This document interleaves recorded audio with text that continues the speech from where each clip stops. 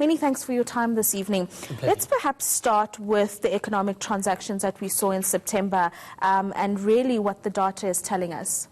Okay, so before I give into actually explaining what the economic transaction data is, BankservAfrica processes transactions for South Africa. It's a payment clearinghouse system operator, and we do all the interbank transactions. So you've got to bear in mind that it's not all the transactions, all the payments that are going through the national payment system, it's all the interbank payments that are going through the national payment system. What we've observed is that on a quarter-on-quarter basis, there's been a 2.2% decline. On an annual basis, it's been a 0.5% increase from this time last year. But if you're looking at it month on month and quarter on quarter, we've had a decline, which indicates that there has been some sort of contraction in the industry. Now, if you liken what BankservAfrica does in terms of the national payment system, we're a valve. If you're looking at the vascular payments, the payment system as being a vascular and arterial system and indicating the health of the economy, the health of the body. We're an important valve through which the lifeblood is actually flowing.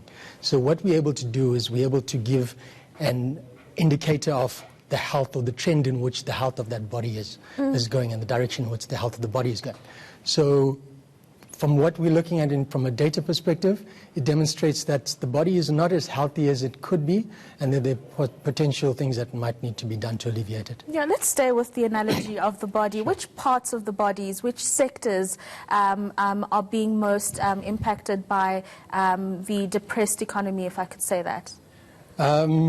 Well, when you're talking about the health of the body now, we have to keep the analogy consistent, right? So the money that flows or the payments that flow through the national payment system are effectively the lifeblood that are going throughout the body of South Africa. So if you're looking at it from the consumer perspective, you're looking at the man on the street in terms of his ability to spend, his ability to actually support his family, his ability to be able to make purchases, the ability to buy new vehicles. I was listening while I was waiting that new car sales have increased recently, which is great, but prior to this there had been a slump in new car sales, and it had led to a decline in confidence. Not just the slump in new car sales, the actual the poor health of the body has led to a decline in the confidence, right?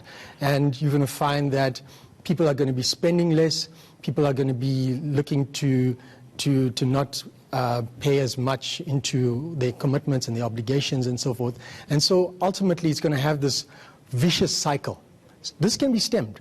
I'm certainly not a crying wolf. I'm saying that this can be stemmed, but it can be stemmed with clear leadership, direct leadership, and I believe that we're moving towards that with the recent announcement by the Minister of Finance, and which is going to be the President as the NEC or the ruling party endorsed it. Potentially we can hear more about that at the medium-term budget speech. Right, and I mean, just a final brief thought from you. It's not just the consumer, isn't it? Have you seen data showing that business confidence is also rather strained at the moment? Absolutely. I've also heard that business confidence has increased recently. Slightly, yeah. Right? Which is fantastic. But overall, there has been a slump in business confidence. You've got the Purchasing Managers Index, the PMI reports. All of these things are saying that business confidence is at an all-time low. However, direct positive leadership, if we're able to actually come in and be able to address these things, it'll actually turn it into a virtuous cycle, I believe. Brilliant. Many thanks for your time this evening. Pleasure. I've been speaking there to Shogran Naidu, who's the Head of Stakeholder Engagement at BankservAfrica.